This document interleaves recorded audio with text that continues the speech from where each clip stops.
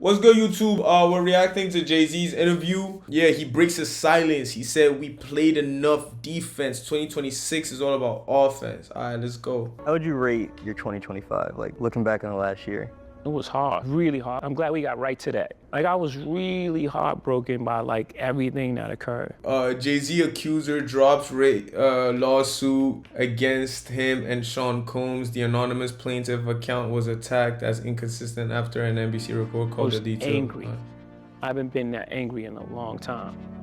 Uncontrollable anger. Like, you don't put that on someone. Like, that's the thing that you better be super sure. It used to be like that. Like, you have to be super sure before you put those kind of things on a person. Especially a person like me. Like, even when we were doing the worst things, we were doing bad, we had those kind of rules. There was a line, no women, no kids. You know, you hear those sayings, but those are things that I took from the street. You know, morals, integrity, Code. Those things I took, we lived and died by that. So it's strict for me. Like, it meant a lot to me. I took that really hard. And I knew that we was gonna walk through that because, you know, first of all, it's not true. And the truth is, at the end of the day, it still reigns supreme. We played enough defense. 2026 is all offense. When we first dropped Reasonable Doubt, we sold 34,000 records. We were in, like, at MTV, like, give us a performance in the last slot. Yeah. And they were like, what? You don't even have a video that we played. They ain't say these words, but you know what I'm saying. The energy was like, you're new. Yeah. Like, you haven't proven yourself. But in our mind, the fact that we released an album was proof enough of concept. We did it. That was hard then. We're not in control of distribution, marketing, anything. We're going like a street level, street team approach to this. And so when we put the album out, that was the win.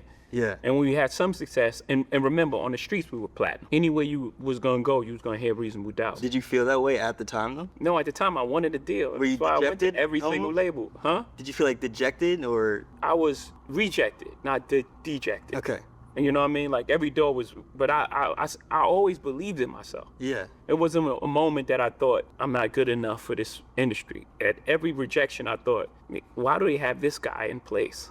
He doesn't know what's going on. Like they're slacking. They're not seeing the Yeah. When you look back at that time, are there things Because that sometimes you'll get to a company where, in order, all the music industry is deals, right? It's just, do you want this? Yes, no, buy.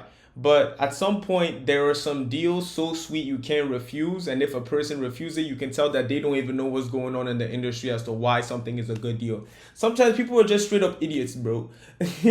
Sometimes people are just straight up idiots. But just because they have their own agenda, or they're too lazy, laziness is a big part of it, or they're comfortable in their life, they just don't want to do more work, whatever the reason may be, that will cause the loss of income long term. glad that you didn't know? Yeah, of course. It's almost like if you're in the room and you go through this room and you get to the end and you open the door and you're like, wow. And then you turn back and you turn the lights off and it was like pits and snakes. You know, your naive nature just naturally navigated you through the dark. And that's made up for the things that we didn't know. And it helps because you can learn something so much that you just tap out. I think that happens a lot in the music business. Like, people get in the music business for the right reasons and they're very passionate about it, but then it becomes Monday. It reminds me of an old Kanye quote of something he said about you. When he said, with Jay, you always see the win. What do you think he meant by that? I think that showed the entire picture from You Must Love Me to Regret to Soon You Understand. But the wins are so big that I can see where that can dominate a person's memory. You forget the losses. Yeah.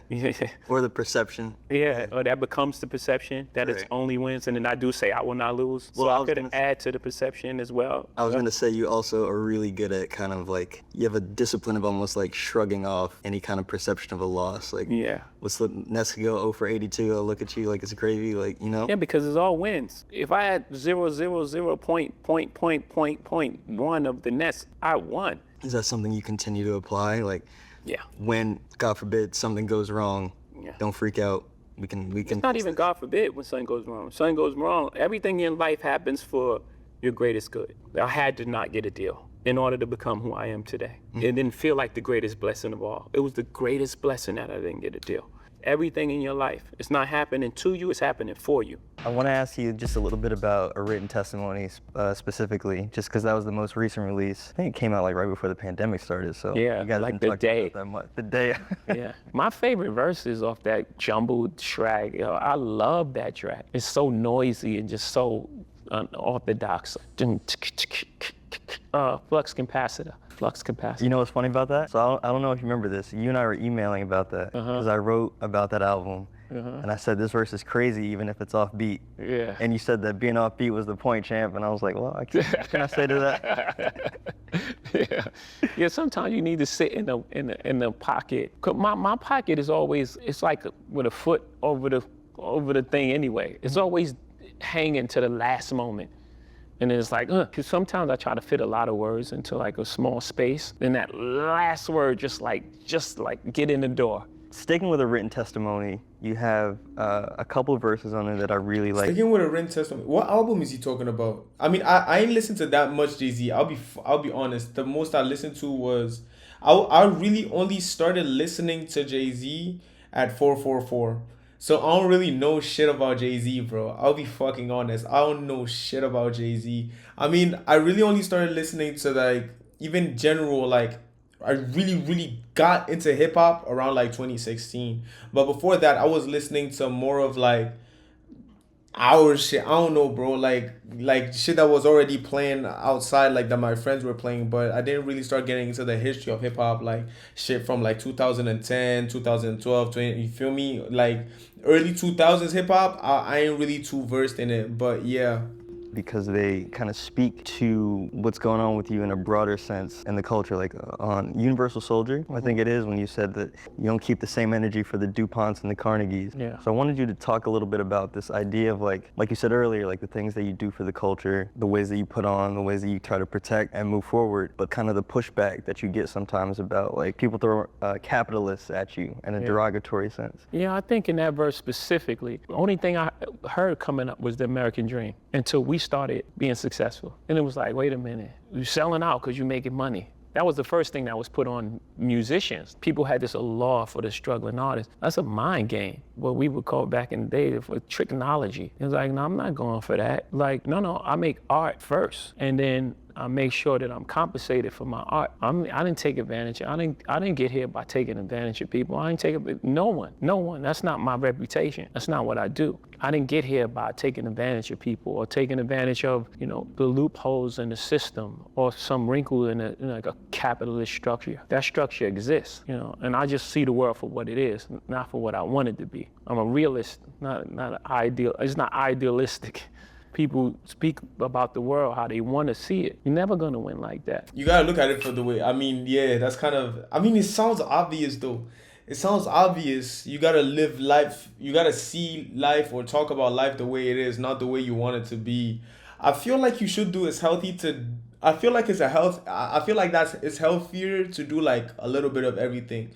Like it's healthy to talk about how things was, but not stick in it.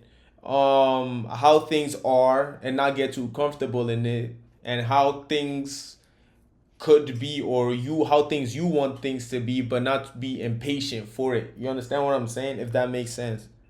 Look, there was 4 pillars of hip hop. There are 4 pillars of hip hop, right? Yep. There's breakdancing. Yep. And it's graffiti. Yep. There's DJing and battling. Yep. Breakdance is not at the forefront of rap anymore. It's actually an Olympics sport. So that's dead. Graffiti. Yeah. Beautiful, in certain places. Yeah. And even in like, major art and like. Right now, I'd say Brooklyn has the best graffiti. I ain't gonna hold you. I'm throwing that out there. Brooklyn has the best graffiti. I'm not even gonna lie. Especially like around Canarsie and shit. Canarsie graffiti be tough. But if you know any other graffiti spots I should check out, comment.